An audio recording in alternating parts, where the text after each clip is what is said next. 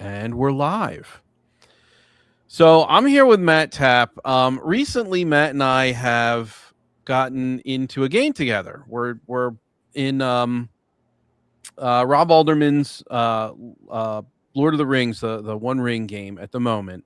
I think the plan is for that to rotate at some point, but that's currently what it is. You're playing in just a fantastic elf character who I absolutely love. And we've kind of been in, we've been to streams together before. I think the first time we were actually on the same stream together was for Second Watch with Lord Yes. Mattias and Gary. They had asked me to come on. I didn't know that you were going to be there. And so it was just kind of serendipitous. We're just on the same stream. And in that stream, you explained to me the OSR in a way that really kind of stuck, right? So could you maybe step through that again here? Like, because the question that came up was, I thought the OSR was just a movement toward playing older games, and specifically usually like 0E, Dungeons and Dragons, 1E, that sort of thing. But it's not just that. Right. Yeah, no, I mean, at least for our group, it's more of a style of open gaming, more exploration focused gaming. I'm trying to remember exactly how I put it on Second Watch, but yeah, it's not necessarily that, because it's old it must be good. It's more that we're trying to look for a play style. We're looking for that scratching of the itch, from that happy medium between big world kind of wargaming to pulp fantasy adventuring. That's sort of where it lies for me. Well, I think that, like, you described it as, it's kind of, it exists at multiple levels, right? Like, yeah, okay, it was a movement toward those old games, but then it sort of became a design philosophy, and then it sort of became a play style. And that makes sense to me because games will define the players. And so if you're designing according to a specific philosophy, the players will just naturally role play in the style that the game is asking them to. Or they'll rebel against it, which happens as well. But generally speaking, that's not too much the case. Right. And so I have been doing, I want to talk about Game of Games a bit. I don't know. I feel like I don't have a script here in front of me. I'm sure people can tell. I wanted this to just be a discussion. So I'm just going to ask you stuff, right? Yeah. Yeah. I'm up for it. I'm really actually very excited to have you on. So I'm excited to be here. I've been looking forward to it for like, when did we plan this? Like a week ago or something? Yeah, it was something like that. It was about a week ago. So yeah, Second Watch influenced the yeah, right. You know what? Let's say hi to people before I jump in. So howdy, y'all. Hello, Roger. Elf Hunter, hello. I see Ultra TTRPG are in there. Yep. I will bring up horses at some point, trust me. All right. Roger says, dang, I might have to leave before this starts. If I do, at some point, could someone ask him if Stragatsky's Roadside Picnic was an influence? Thanks. Yes, 100% was. So, nailed on the head right there. Awesome. Chris, hello, Chris. Mike is here. This idiot's here. Let's see. Ultra, we already said Ultra. Hey, Primeval Fantasy's here. What's up? War Grimes. All right, thank you all for being here. I appreciate it. So I recently, Mike Melnick and I published the Beginner's 4D Handbook, and in writing that, I was reading Peterson and the Elusive Shift, and I went through a lot of the, concepts of what in character meant and the history of the hobby and all that kind of stuff. And as I was going through it, I kind of went down a little bit of a rabbit hole because it's interesting. It's history. It's interesting. It's, something that I love, the hobby. And so early on in the hobby, like, 70s, mid 70s to late 70s, there was an idea insofar as I have been made aware, and I'm by no means an OSR scholar. I'm by no means an early, I'm not a hobby historian, so I may get this wrong. If I do, please correct me. But it seemed like the general way to play the game was that people had their own tables and they were just playing however they could, leverage the rules at their table that made sense for them. And later on, Gary Gygax in interviews started to explain how this should be done, this shouldn't be done, et cetera, et cetera. But generally speaking, it was mostly just play how you're going to play at your own table. Here's some Yeah. tools, use them, don't use them, take what you want. And I find very interestingly that you have taken that to just you've extrapolated that out fractally to an incredible extreme. And I'd like to hear a little bit more about that. If I'm sure, Yeah, like, I know that you've sure. talked about it before. I've seen you in interviews talk about this, but I just, I love talking about it. So I okay, mean, cool. Let's and go. Let's get into it. well, one thing too, because we brought up the history. If you want, I could give my little quick timeline rundown of sort of how the hobby and the OSR kind of came out of Yes, that. absolutely. Absolutely. Yeah. Please. So a lot of us know about Dave Arneson and his Blackmore campaign, and but if you look at sort of the expanded timeline of sorts of how moving parts came together and sort of the perfect moment for wargaming and fantasy role playing. So you can go all the way back to people who've been role playing and pretending to be other people for probably since like Chinggis in a cave in southern France, trying to pretend what he's going to do to this other tribe. But you can look at certain influences, like obviously the pulp fantasy scene of the 20s, 30s, 40s, 50s, and like Fritz Lieber, who he was doing fantasy wargaming back in the 30s with his group in the with him and Hubert and Lankmar and Nuon, and he had a big game table out where he built out Nuon, and they would play on there. And they talk about, I think Dragon Magazine talks about it a little bit, how it was like a game like no other, blah blah blah, and that actually went on later to inspire the TSR Lankmar board game. But as time goes on, people are wargaming more. You've got like the Tony Bath scene, the Don Featherstone, where they're doing fantasy wargaming, and at this time they're campaigning of like, oh well, I'm the king of such and such nation, and you're so and so, and we're going to play this out. And you've got other scenes in other countries, like in Germany, you've got Armageddon, where they had, I think it was 67. They put together the Armageddon board. And it was another one of those fantasy wargaming. And they had sorcerers and heroes and merchants and all kinds of things you could play as. And that group that was actually doing that fantasy wargaming is still active today. So it's called the Fellow organization in Germany. That's very cool. Yeah, very cool stuff. But and then you had I can't remember his name right now, but he had played in Armageddon with the German group, and he made his own version for the UK called Midgard that was going to be a play-by-post fantasy war game. Tim or Tom Drake, can't remember if it's Tim or Tom, but he also had an American version, which was Midgard 2. This is all in like 70 and 72. Dave Arneson's actually played in some Midgard stuff at one point. So did Gary. They talk about it in Alarms and Excursions. But all this is happening everywhere. Everybody's got this sort of itch for fantasy wargaming. But then you've got the Minnesota group who are doing all over the place: medieval, ancients, Napoleonics, World War I, World War II. And you've got David Wesley, who sits down and says, hey, what if instead of commanding armies and maybe you're the general or whatever, we're going to do individual men in a town, and that's where the Brownstein comes from. Mm-hmm.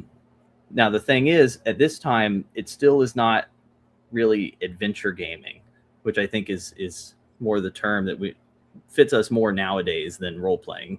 Yeah. But because every time he'd set up Brownstein, it'd be either the same scenario or just be a self-contained thing, almost like a one-shot.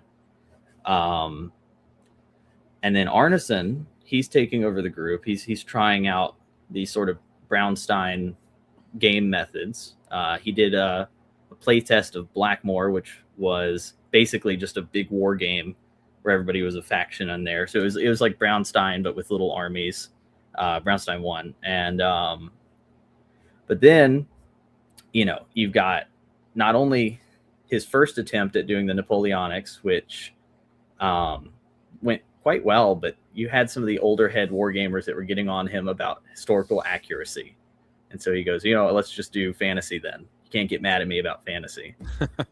So then you get this perfect mashup of the Brownstein style game, fantasy, and then instead of just a single session, then it's over.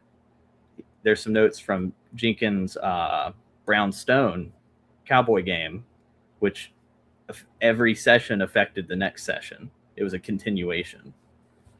I know this is a long-winded thing, but no, keep going. It's very interesting. So Arneson is now running this Blackmore game, and you've got a couple other games popping up across the country as people are starting to discover this adventure gaming. Mm-hmm. A lot of these folks are still running it quite like a war game too, because it's like a marriage between I'm an individual person, but I'm gonna carve my place in the world like Conan and adventure, conquer, and become kings. So hey, there you go, McCrease. But then with that, he goes and shows it off to Gary Gygax along with Dave McGeary, who made the Dungeon board game, which he said was kind of an attempt at soloing Arneson's game, so he didn't have to referee as much. Gary obviously loves it. And then you've got D&D. But in all of this style of these early gamers, the people that are buying it are war gamers, and they're not really, like you said, they're not really sure how to play this thing. They don't know how it's working. So you get people all over that are like hacking the system, like David Hargrave from Arduin. Mm-hmm. Yeah, he talks about, I think it was in Abyss magazine, how when he started playing out in his world, trying to do man-to-man fantasy, all he had was chainmail, and then D&D comes out and they buy it immediately, and he goes, I hated every bit of it. I had to change everything, which, a lot of people were doing at the time because there wasn't really a set idea of what it was.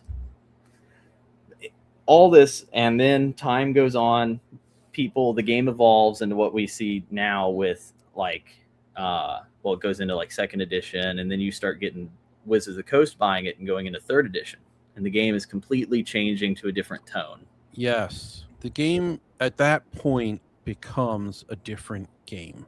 Yes, yeah, it's more, which is interesting. If you don't mind my interjection, it's interesting because Dungeons and Dragons, it's a continuous IP. So we have the editions that are called Dungeons and Dragons through the history of this particular IP that's owned by a couple of companies in its history. And so we can actually take a look at this IP and definitively say, this is when Universal Resolution Mechanic entered. This is when, High Tactics entered. And so it's a situation where like 0 and 1E and 2E are games in the same lineage. Yeah. Third edition is a completely different game. Yes. Fourth edition, 3.5 is in that lineage. Fourth edition is a completely new game. Yeah. Fifth edition is a completely new game. 5.5 is in a lineage. And so if we're going according to the way things have gone historically, 6th edition, if it is on deck, is probably going to be a totally new game. It's going to be a different game. Yeah, it's going to be very different. Yeah. But I find that that's very interesting because that's what kind of the OSR does, right? Is the OSR, they take a look at it and they go, well, 3E is a definitive stop to the lineage. Yeah. Let's go back to the lineage and start playing again this way, or start kind of, flipping switches and turning knobs and seeing what happens. Yeah. So pardon me for that little interjection. No. It's exactly true. I mean, you've got, and that's what spawned the OSR initially was, okay, there's third edition's out. People that like third edition are playing it, but then there's the folks that still liked the older editions, or even, folks that are diehard first edition or diehard 0E or whatever it is, or BX and the Beckme series. And so the issue that they have now is they can't get their hands on the old copies. They're not readily available. Wizards isn't printing them. So then you've got this first wave OSR of people going, I just need to rewrite the game so that I can keep playing the same game and I can have people work off of it. Needed a print copy, basically. And so that was first wave OSR. It was just, I just want the old game exactly as it was. And that's where you get like your Osric and stuff. And, but then you've got sort of your second wave where you go, okay, well, let's mess with the bones of it. Let's tweak the mechanics. You've got like, think of like Into the Odd or Maze Rats and stuff like that, where we're tweaking the bones. It's still creating what I think is a skeleton of a game, which is good. I mean, the people play it, people have fun. But now you're also getting into like third wave OSR, where people are going, okay, we've got enough bones in the closet. There's enough skeletons out there. There might still be some mechanics we haven't tried out, but whatever. Like, we've got the core of what we need.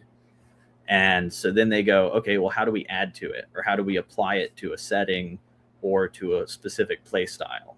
So you get stuff like with Hyperborea in their third edition now, which I think is sort of like it falls more in my head to the third wave, even though it's like 2012 it came out.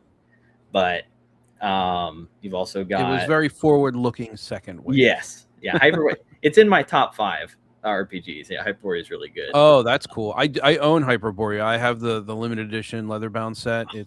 I love the artwork. I think it's awesome.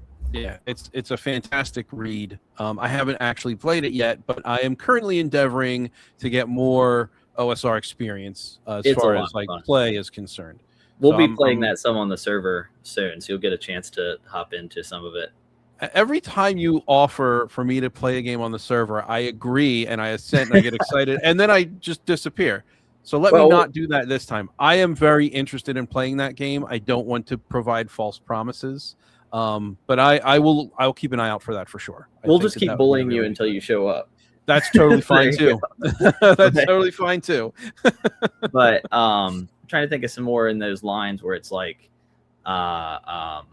Nebulous is a good example. That recent Lamentations, yeah, exactly. But that recent Lamentations publication where they go, okay, well, using Lamentations as the bone, here's like a big setting that we tie it to, and maybe there's some tweaks in mechanics, some new things, almost supplementary stuff to the game. And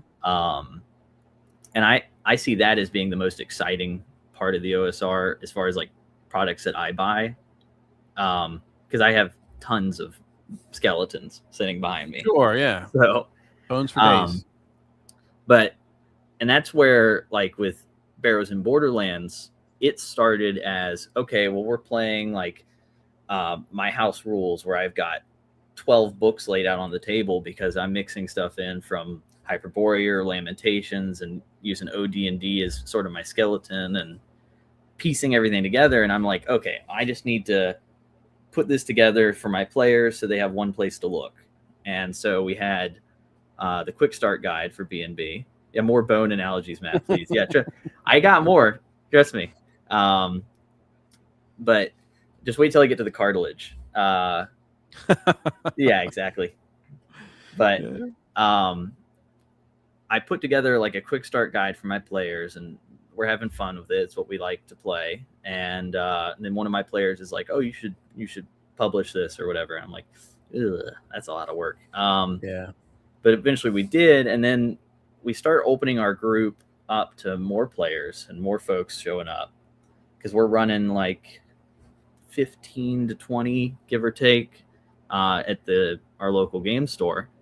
But now I've got folks online, and I'm like, okay, well, how do I mix all this in? Because I don't differentiate campaigns. It's just the campaign is the group, not the game setting or anything else. Sure. So when people are playing with me online, I'm like, okay, well, they're going to be worked into what's going on. So now we've got the game of games, which we're up to like almost 300 people on the server. I'd say like 40 of them are, hanging around doing a bunch of stuff. 20 to 40 are active every day. Some folks show up every once in a while, which is kind of the point. It's zero commitment gaming. And with all of that going on, we have stuff worked in that are old school ways of playing, like that wargaming style, or the OS, not even OSR, just OD&D style of like 1-to-1 time, for example, which, there's a lot of debates on whether or not that's a good thing or a bad thing, or, you can't have a real campaign without it. But well, I have no opinion on that. So say what you will. we use it in ours because it winds up adding something to what we're doing at the table. But if at any time it wasn't adding anything, we could always take it out. I mean, sure, it's never been something I've been diehard over, but it works for our table. And then with that, we like playing a lot of games. We don't like just playing Barrows and Borderlands. I mean, I just talked about Hyperborea and Lamentations and stuff.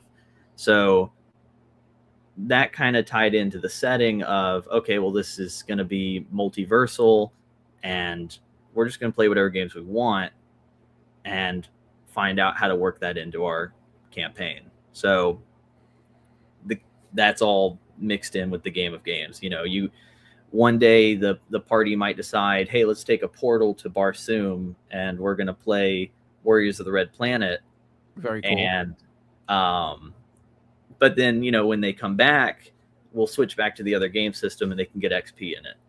Or maybe I'm early to the Green Dragon, and so I pull out my dungeon board game and they go in the dungeon, whatever, and when they leave, their character in the main campaign can take the treasure with them. Then again, if they die in the board game, then they die in the campaign too. And they did. Yeah. So there's another attempt at something similar to this. I can't remember I think it was great board game, by the way. Dungeon. Yeah, I love it. That one's so good. But I'm trying to remember what year it was. I think it was in that 2008 range, like the OSRE early style. But they had it's called Flail Snails, where they were trying to mix all of their games together. And so you had like, how do you convert characters from Pathfinder to D&D to 2E and stuff like that. And it was mainly a way to just have online gaming without worrying about what system you like to use. The every system, I guess. But yeah. So that's it's sort not of the universal system, the every system. Yeah, the every system. Yeah, I like so, because I mean, at the heart of it, we're also gamers. That's why we have different games, is because each one gives us a little something different. It's the same way I see it as video games, where, okay, I don't just play Call of Duty. I'm gonna also download some other things to my console. Sure. And that's what I see the game of games as, is sort of the console to allow folks to try out new games and stuff like that. But that's a very interesting perspective. And I remember when I'm sorry, I didn't mean to interrupt. I need no. Go ahead. I was just talking about how I was talking a lot. Oh, okay. No, I'm happy to have this explanation here. And I remember seeing you for the first time on Second Watch, and it was Lord Mattias that sold Barrows and Borderlands to me. He was so excited about it. The excitement was infectious, and I was like, okay, you know what? I have to go run out and get a copy of this game. So I went to the website, bought a copy, had it sent. I think I got in on the second print. Yeah. I'm Yeah, I not think so. exactly sure where it falls. I'll have to go check dates and whatnot. But he definitely sold me that game. And then I saw you on the Second Watch, and I was absolutely dumbfounded at your approach to the way that you game, the way that you'll add, people are talking about dread these days, but you'll add a Jenga tower, or you'll stop to Yeah. play a game of dungeon, or like just the way that your approach is. It's kind of eclectic, but it's also very intentional and very focused in a really strange, broad kind of every game way. And I that really got me thinking about what exactly are we doing here? What exactly are we doing here? And what different approaches that we have up to this point, at least personally, in the way that I think about these things, kept separate, that you've just said, nah, and brought it all together. And I find that fascinating. And I struggle with it a little bit. I struggle to reconcile my own thought processes against, what I know of your game. Now, again, I haven't played in it yet. But it's just a very fascinating thing. I don't know if this is something. I mean, I think it's definitely in the lineage of 0E, 1E, AD&D. Like, I think it's definitely in that lineage with regard to your approach, but it's just so extrapolated, right? Well, with our group, I mean, that's something we've been doing a little bit since high school. When I started playing in 2014, I was 15, so that's when I got my D&D beginner box set. I think it was, yeah, for 5th edition, and Okay. but we also loved playing board games all the time, and card games and dice games, whatever we could. I mean, we were gamers, so um, we kept trying to find ways to mix it into what we were doing. Like, I remember when we got a copy of Zombicide, and we were like, okay, well, how do we work this into our campaign somehow? Or like, maybe this is we can run like in a Walking Dead style setting, and if there's ever a horde coming, we can just pull out Zombicide and mix it in and stuff like that.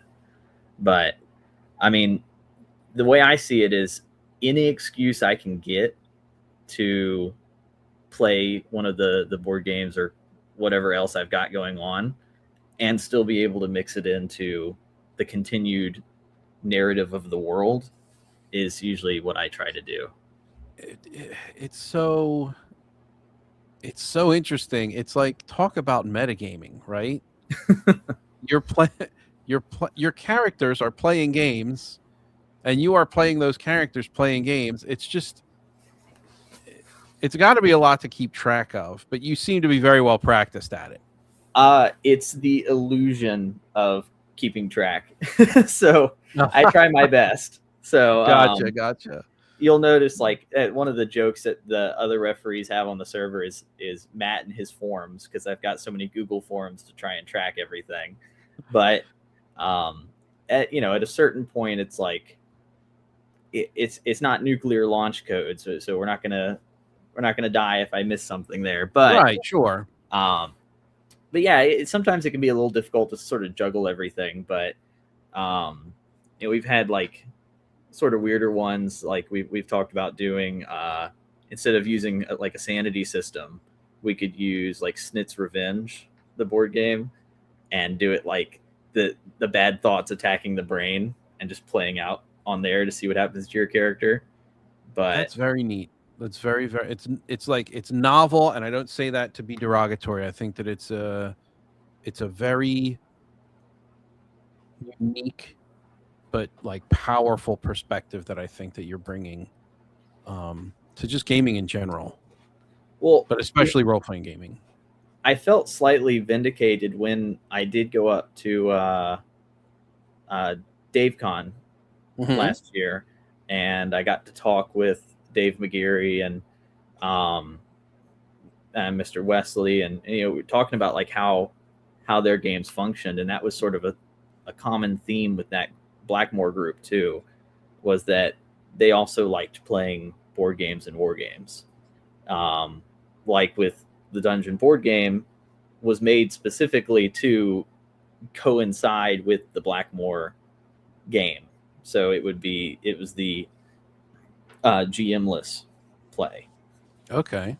Um, he actually told me at one point that he was trying to do sort of like an outdoor version of it for Wilderness, but for Dungeon, but it Oh, neat. never came to fruition. Oh, that stinks. Yeah, I know. I was like, That oh well, stinks. you still got time, buddy. I kind of want to play that. Yeah. Why would you even tell me that? Just don't tell me at that point. Yeah, Jerk. No, exactly. I'm kidding. but but yeah, and I mean, you see like other groups like with M.R. Barker and Empire of the Petal Throne, um, where he would just sort of morph the rules a little bit, or take a little of this, a little less of that, that kind of thing. That stuff's exciting for me. I think it makes like a more interesting style of play, at least for our group. I mean, I don't expect everybody to go and buy every board game on the shelf at their local Walmart because they're Right. trying to do exactly this.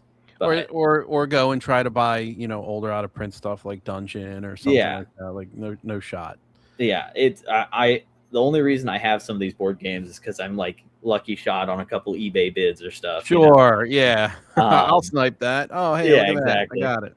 But but it's I do think that people could get a lot out of the idea that not everything has to be separate on the plate. You can be the guy at the buffet stacking it high and mixing it together. Yeah. So,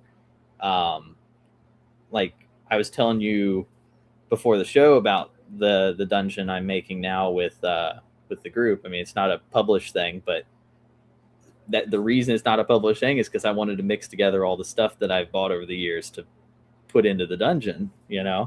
Um, I wanted to take a little bit from the Arduin that we just finished up at the Portal to Adventure, or mix in some of the Hyperborea monsters or the Nebulith monsters and stuff like that. And then I'll probably mix in a couple board games to it. Maybe that Swords and Dragons game that just was in the Kickstarter with Emperor's Choice. And mix it, maybe have a cartomancer in town playing Swords and Dragons, and then give us an excuse.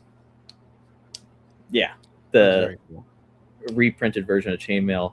Yeah, we use Chainmail a lot too in our games. I pretty much use that for all the henchmen and hirelings, because they like to hire like 15 guys to go down in the dungeon with them. I'm like, I'm not rolling 15 d20s, so we'll roll a bunch of d6s and just see if they all took hit dice away from each other. But I think that's actually pretty funny. I'm not going to roll this amount of dice, but I'll bring in all kinds of board games, and I'll just it's like overcomplicated in some ways. Not, and again, I don't say that to be derogatory. And then in some ways, it's like, well, I don't want to deal with that. I'm not going to deal with it. It's just it's an interesting approach. It's very, very interesting, and it's also kind of like, when I say extrapolated, there are, as far as I understand, in 0E and 1E, there are a lot of different subsystems in order to resolve action within the game. And this is just that taken out to, you just expand that and explode it. And here you are. It's not a sub game now. It's an actual whole other board game that you're playing in character. I just think I'm very, very excited to hopefully find time soon to be able to play with you. It gets exciting at the table, and at least, especially my in-person group too. It's like, because I can plop a board down on the table of whatever. Yeah. But it sort of keeps the action flowing. So because if there's one thing I hate more than anything, it's like stale, stagnant moments in games. Sure. I get very impatient, and then uh, there's also like doing the same thing over and over again, which is I like the older style games because they do have a lot of those sub mechanics. They're almost like little mini games, and usually though I do have like a couple not hard rules, but like self set rules of like there are certain games I won't pull in, like really overly complicated board games with a million pieces. I usually skip on those unless we're sitting down and just playing that. But if it's going to take me 4 hours to set up and run the game, then then it's not really a mini game. So right. But It is then a game. It is a whole other game. exactly. And then if I try to do it at the table, like for example the Jenga blocks and the Jenga towers, I like doing that for disarming special traps or like nuclear bombs and stuff like that. But if they're in a dungeon where there's 35 nuclear bombs that they have to dismantle, maybe I don't want to play Jenga 35 times tonight, So it just depends on the situation. It's a lot of fun though. Just be interesting game of games. For Oh example. my gosh! Right. Chance. Let's avoid that. Let's avoid that. No. It's a long running joke. We're saying that it's going to be Hunter's favorite game.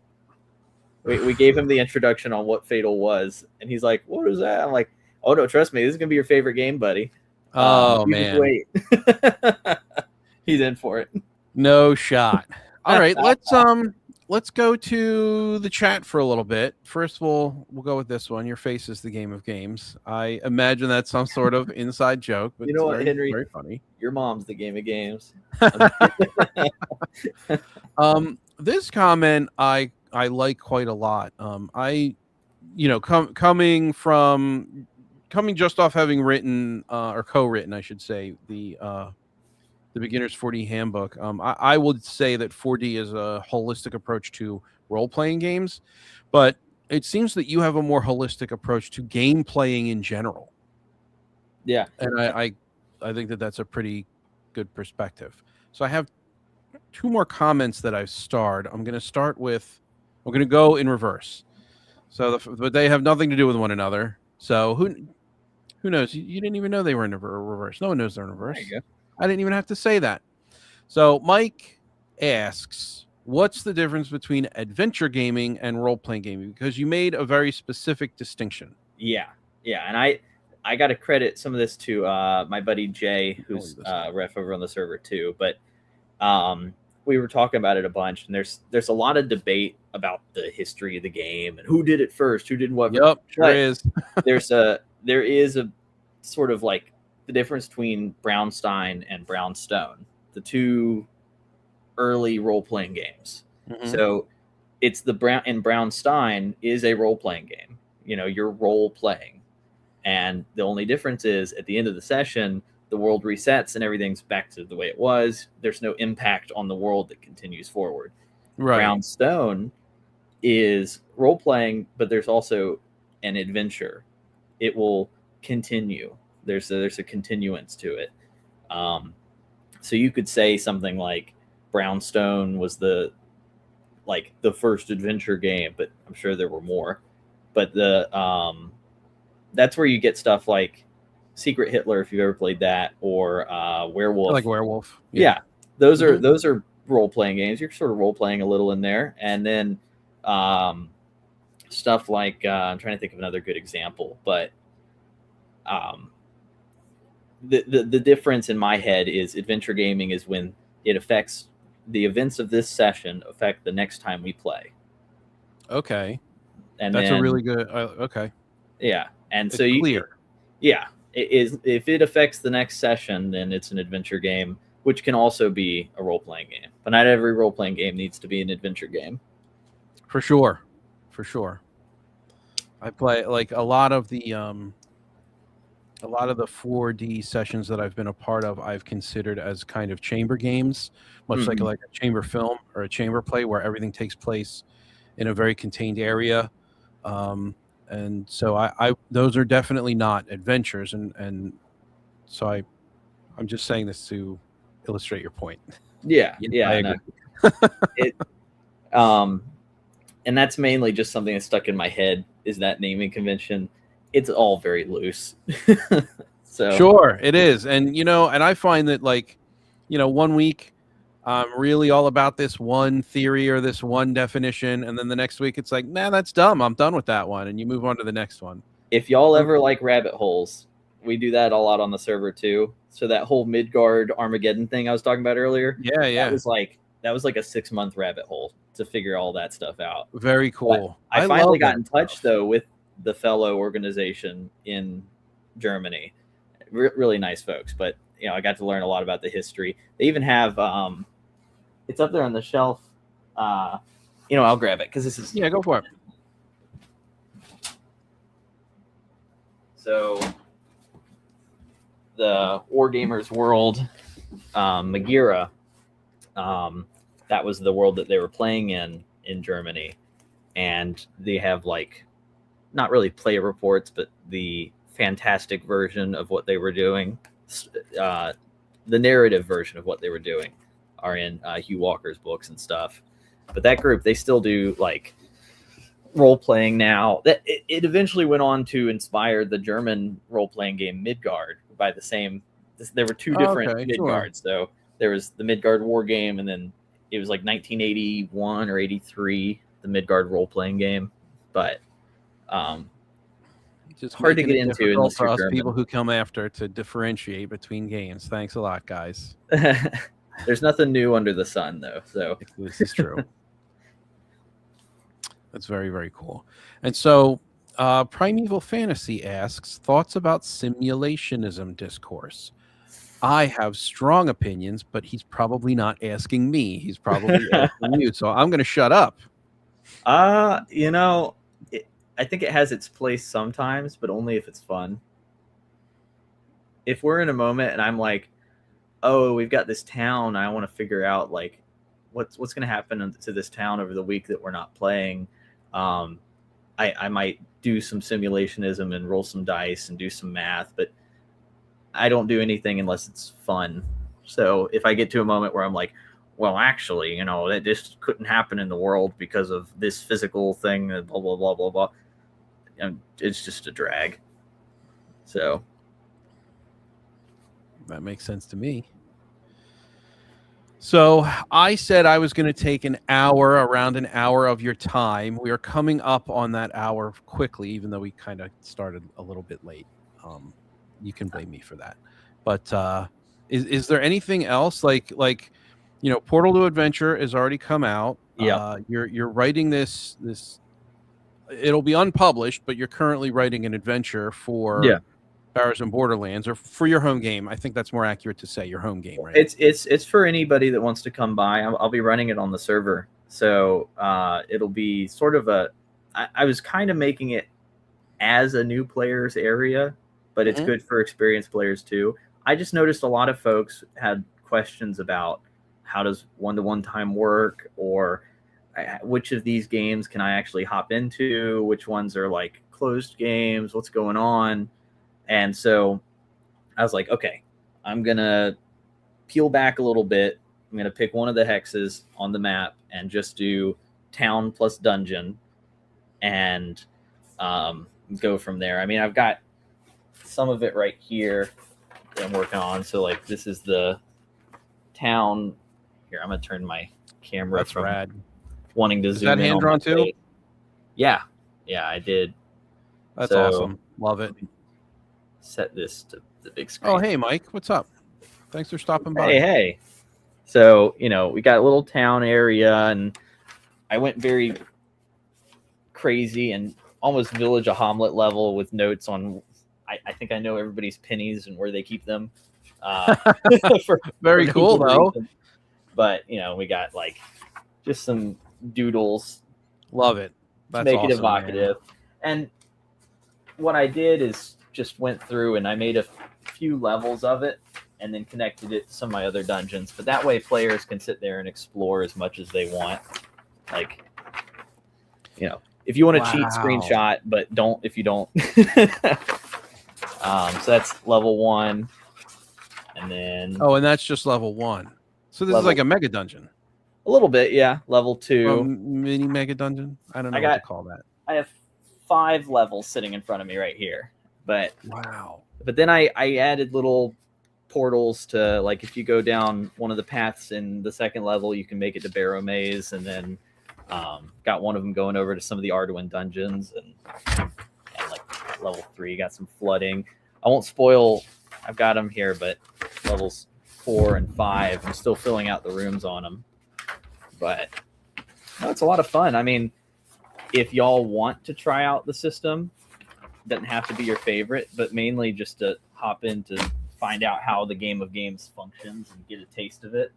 And then maybe if y'all like it, y'all can come join some of the other games on the server. Like, is there an invite link for the Discord that I can toss in the description? I don't currently have anything there, but if you want to send it over. In fact, if you want to send it over to me, I'll put it in the chat, and then I'll also include it in the description. I think I sent it to you in the StreamYard chat if it goes through on there. Cool. But yeah, and it's open. There aren't any. If there is a closed game, it'll like start it by saying this is a closed game, you know, on the events tab. But most games are open. I don't think we've had a closed game yet.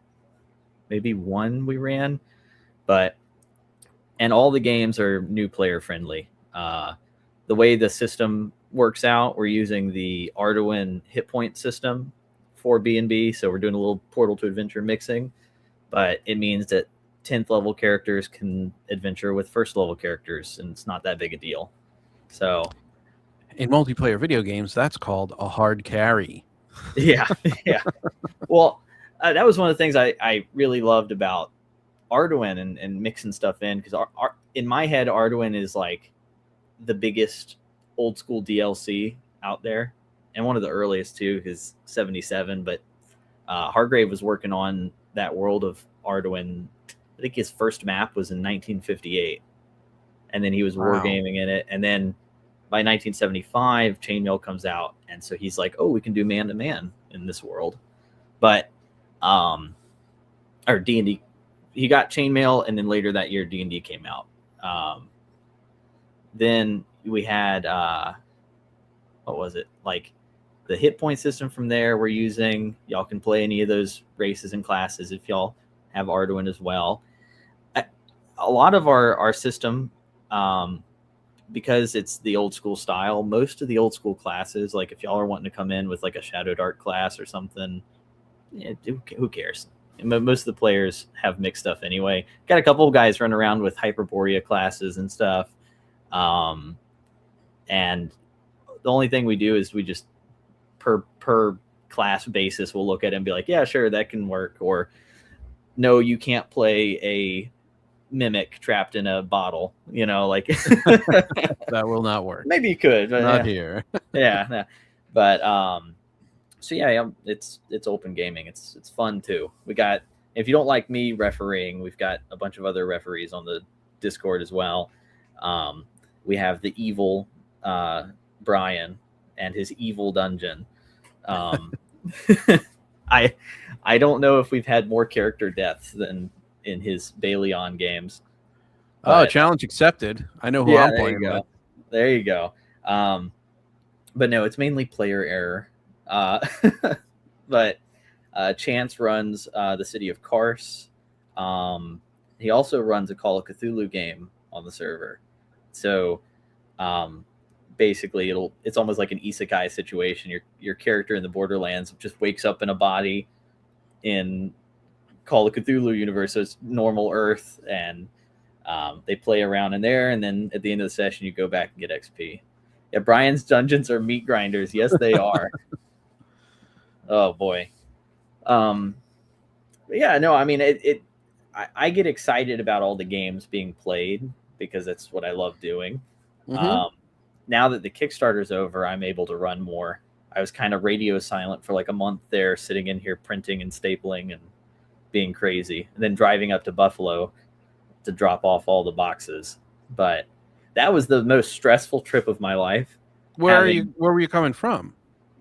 South Carolina, Charleston. So it was like, oh, okay, sure, yeah. It was like a 13-hour drive up there, but the thing that stressed me out was the fact that all of the Kickstarter boxes that I made here were in the back of a U-Haul trailer, packed as tightly as they could be, and we're going through in the middle of winter to New York. I think on the way back, it just stopped like to open the gate and look. Oh sure my gosh, okay. Dude. All the time. I've had trips like that. People wrap them. I know some people are getting their boxes. Some of them arrived today. They've been shipped out and stuff. So that's been cool. But I'm still waiting on a shipping invoice. I need to have a shipping invoice sent to me. Yeah. Okay. I think I was told that it would be sent in February, so I'm sitting. I was happy to sit on it, but if things are being shipped out already, if they want to send the invoice, I'll get it paid. Yeah, check your open up the Kickstarter. If you don't see the link to or the button to like thumbs up your shipping stuff, then just shoot me a message on the Discord, and I'll put it in, fix it. All right, you got it. I will do that. But and we've got some other things coming soon too. I'm almost done with Radioactive Tougaloo, so that'll be another name. Yeah, we had that one. That one will also be a free PDF. The physicals will be paid once they're ready. But if anybody here downloaded the first Radioactive Boogaloo, usually it goes through like a couple months of, I'll update it every once in a while after we play tested some stuff. And then once I'm happy with it, then it moves to printing. The original one was a free PDF too, wasn't it? Yeah. I like doing free PDFs for the Boogaloo books. But very cool. Radioactive Boogaloo 1 is about to be ready for print for everybody. The Kickstarter folks got it first in print, but that'll be available on the site soon. Same thing with the Dracula in Space module. So I'm happy with that. It was a lot of fun. Awesome. And then you were really excited to run that when you were first talking about it. It's a lot of fun. I like how wacky it can be. I mean, everybody knows what they're getting into when you say Dracula in space. Absolutely, yes. There's no question about what that adventure is going to be like. So, but we've also got Castle Dread coming soon. We're still working on it, writing it. John over on the server, Bingus Boppus, him and I are co-writing it, and it's going to be a lot of fun. He's putting in like, I'd say we're doing like 70-30 work on this thing right now, because boy, did he come up with some cool rooms. He's filled out like, I don't even remember how many levels it is, but it's another mega dungeon. And it's evil cryomancer's castle. And we've gone a little gonzo with everything. It's a lot of fun, but very cool. Yeah. I mean, that's sort of my thought for future stuff. I mean, it's not like I want to rewrite the game. We're playing the game. I want to play now. And usually if I want to add something to it, I'll go buy one of the other cool products on the market. And then pretty much everything else out of me is either going to be an adventure or like another world, or stuff like the Boogaloos, where it's like supplementary content, musings, and like, those are some of my favorite things to write when it comes to mechanics, are the additional fun little things, little mini games. So sure, I couldn't tell. All right. But yeah, that's the future. Well, that's it seems like a super bright future. I mean, I've told you before, I feel like you're one of the most hardest working people in the whole hobby. You're always doing something. You're always creating something. I think, what were you last week? You were like sanding a table or something like that. Dude, I was sanding out a bunch of books, and you're assembling them by hand, and then you're sanding a table suddenly. I can't turn it right here, but I've got some guy on Facebook Marketplace had like a huge deal on a piece of butcher block, and I was like, well, I know what I'm doing with my weekend. So the night we got back from the drive from Buffalo, I started cleaning out the shed because it was a mess from the Kickstarter. So I cleaned it out. I put these shelves together, and then I put the desk together and everything, and sand and stained and all that fun stuff. Yeah, no, it's a lot of fun. Now, I will say I don't know if I agree. I'm the hardest working of the I game said writers one of. I because said one of. I qualified it. because I can think of one right now that is infamous for drawing dungeon maps at uh, conventions, like for Gods of Forbidden North. So I'll tell you what, there are several people who I am in direct contact with who I would put in this same category. I think and Rob's one Chubby's of a them. madman. I think Chubby's one of them. I think Yeah. you're one of them. You guys just work so hard. It's nonstop. It's very impressive. It's inspiring. If I can, blow smoke for a second. I think it's great. You're always doing something, and it's always something involved with, building out what you've made.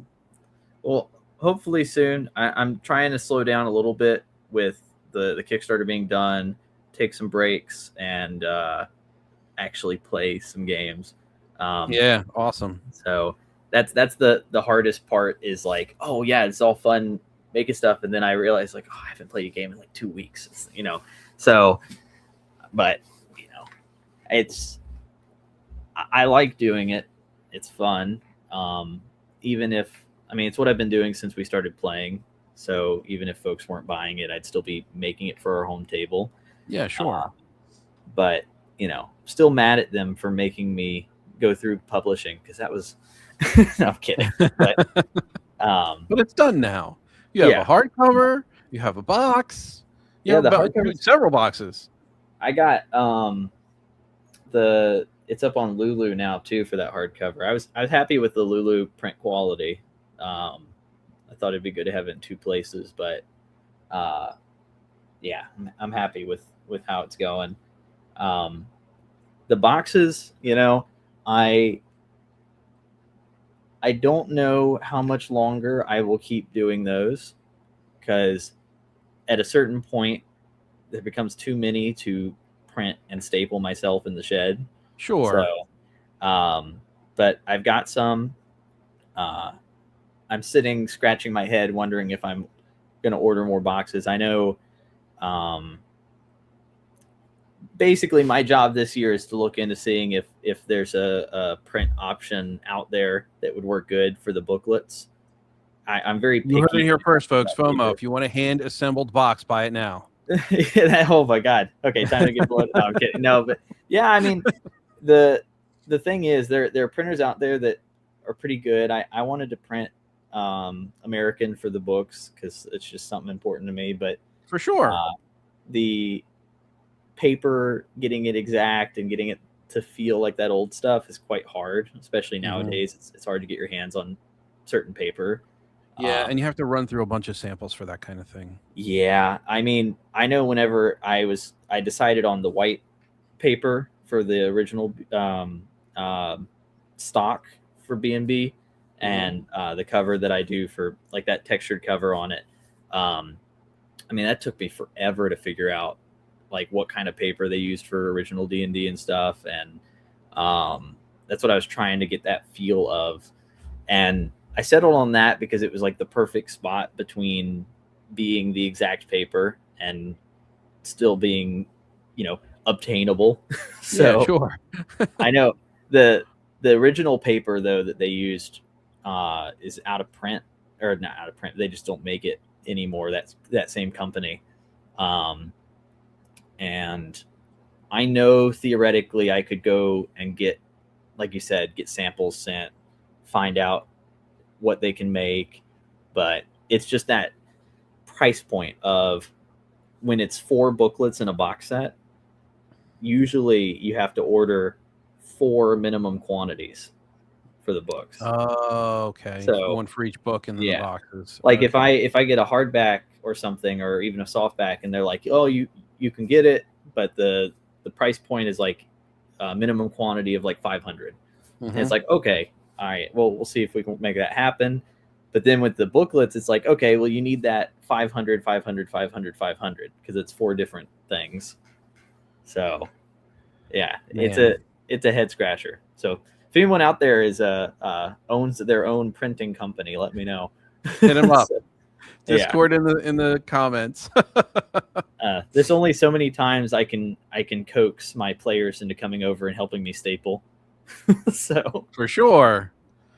But yeah, no, I mean, the main thing I'm focused on right now is playing some games and trying to get some folks into the, like we're talking about, the OSR style of play. Mhm. I'm interested to learn more about the 4D style of play. There's a handbook that I can give you. Well, there you go. No, but well, because you bring up, like, I guess I've got questions for you now. Sure, ask me. Okay, when I think of like 4D, like Mhm. if I knew nothing and somebody said we're doing 4D gaming, I think of like 4D movie theaters with 4 dimensions, yeah. yeah. So So that the history is actually all discussed in the handbook, and we go yeah, into there are 2 individuals who started using 1D through 4D to describe different things.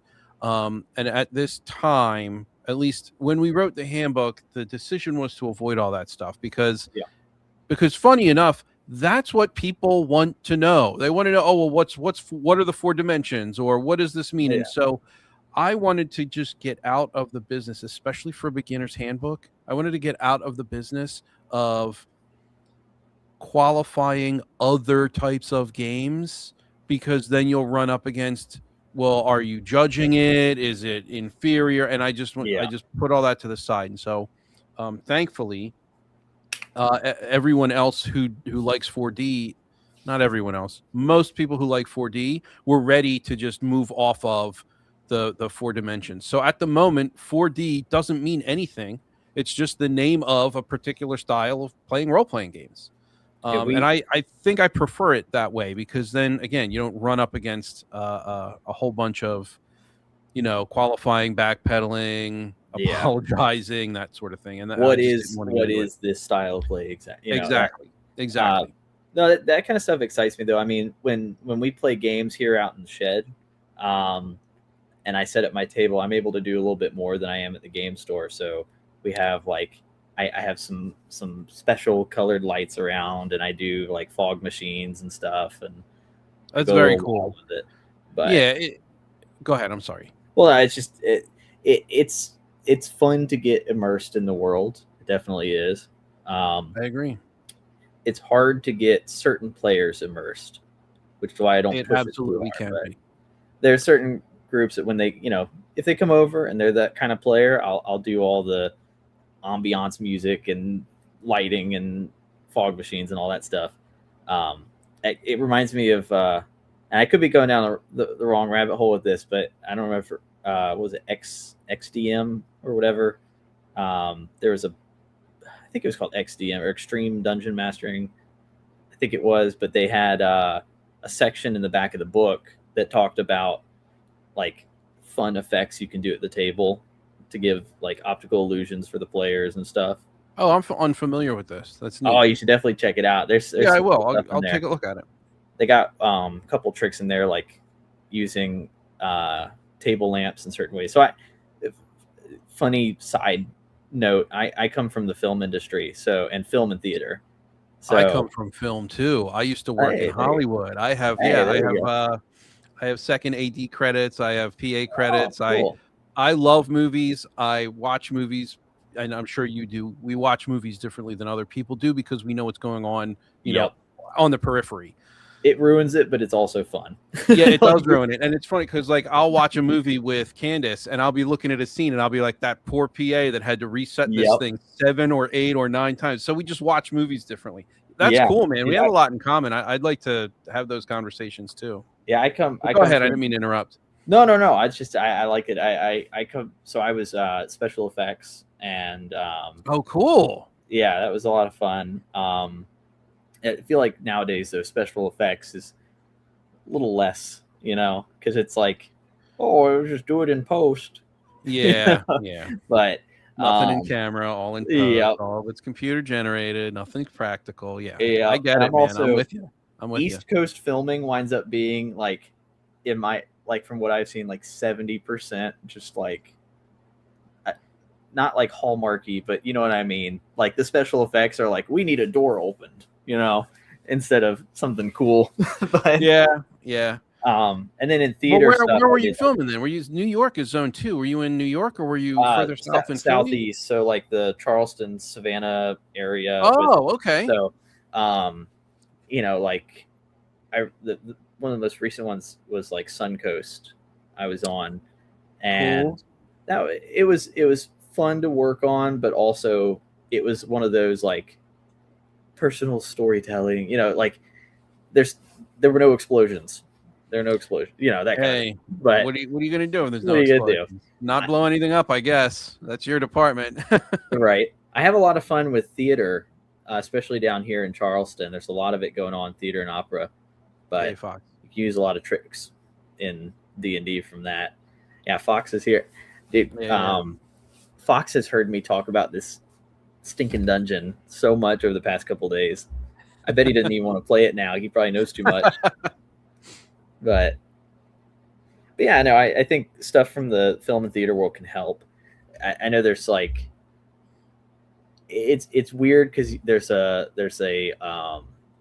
what's the word, like a stereotype for the theater kid gamer, but Yep, theater kids. Some people, it doesn't bother some people. It bothers others. I mean, you get labeled a whole bunch of stuff talking about 4D or talking about OSR or whatever your preference is. I don't care. Call me what you want to call me. I just don't care. I feel like I sit in like a happy medium point of I like wargaming. I like a little bit of like the math stuff going on. Yeah, because I do too. Mechanical board game, but I also, I like narrative stuff. I don't pre-plan out stories or anything. I just did a video on it recently about emergent gaming, and like I don't plan anything, but if I'm in the moment, I'm not gonna say, okay, you take 3 damage, moving on.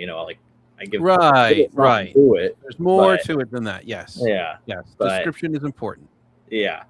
But yeah, certainly not full one way or the other for me. I know it's been a bit of a shift. Like when I got into the game, everything was just pre-planned out, like almost like plot beats for stories and stuff like that. And that's why I like early on in high school sort of shifted from it, because I was realizing what wasn't sticking. It's because I rebelled. Yeah. Yeah, I was trying to fit all the players into pegs versus, okay, well, we've built the world and let's just play in it. Yeah. And it also suits a certain kind of fantasy more, because I like pulp fantasy a lot. It speaks to me more. Stuff like Weird Tales magazine, Clark Ashton. Oh yeah, Weird Tales, Howard. Yeah. Yep. Yeah. And so recently I've been on a Manly Wade, is it Wellman? Manly Wade Wellman kick. So he did John the Balladeer and stuff like that, but it's like Appalachian horror fantasy. It's really cool. Yeah. So you got like John Silver, who's like a bard traveling through Appalachia with his silver string guitar, and then he's encountering like wizards in the middle of like the forest and mountains and stuff. It's really cool stuff. A lot.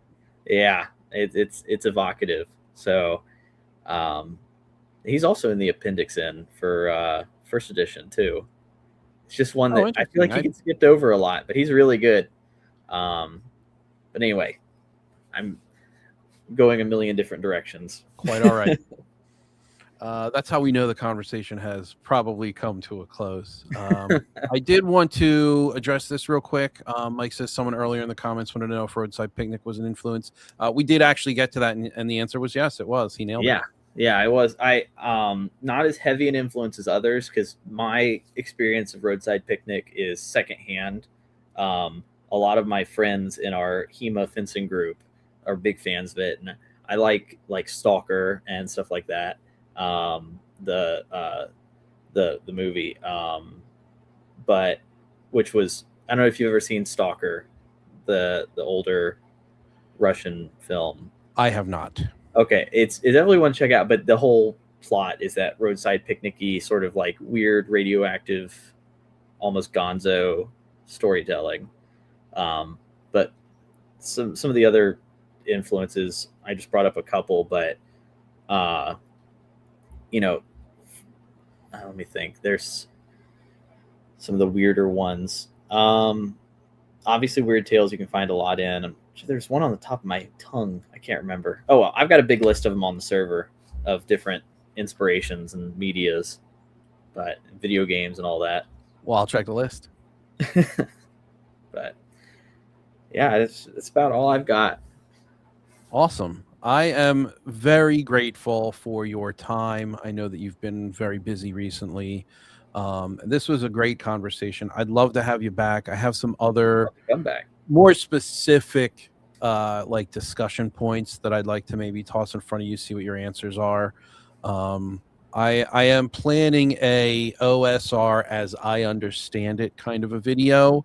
Yeah. And so and honest to God, that was driven by the answer that you gave me about like the different waves. Like the OSR is all of these things, and there's a timeline to it, and it was a very comprehensive, interesting explanation. Yeah. But yeah, there's some other stuff that I'd like to talk to you about. So if you would be interested, I'd be super interested. It's the same as asking somebody if they like theater, and then just giving them a broad yes. You know, yeah, it's like, well, there's different types. Yeah, what does that mean? So, why do you like theater? Yeah. It's temporally locked for one. No, performance is the same as any other performance, Yeah. and so everything is fleeting. You only ever see one performance once. So I guess I could tell you why I like theater. Yeah, right. But many people will just say, yeah, I like it, or yeah, exactly. No, I don't. It's like, that's how I feel about OSR. It's like there's different parts of it. There's different things. Yeah. But anyway. I will let you go. I've taken enough of your time. Thank you so much. Thanks for having me on. I'm very, very grateful. Of course.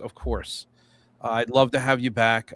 Chat, thank you so much for hanging out and hearing what Matt has to say and hearing this, bald idiot talk about whatever I was talking about. I don't even remember.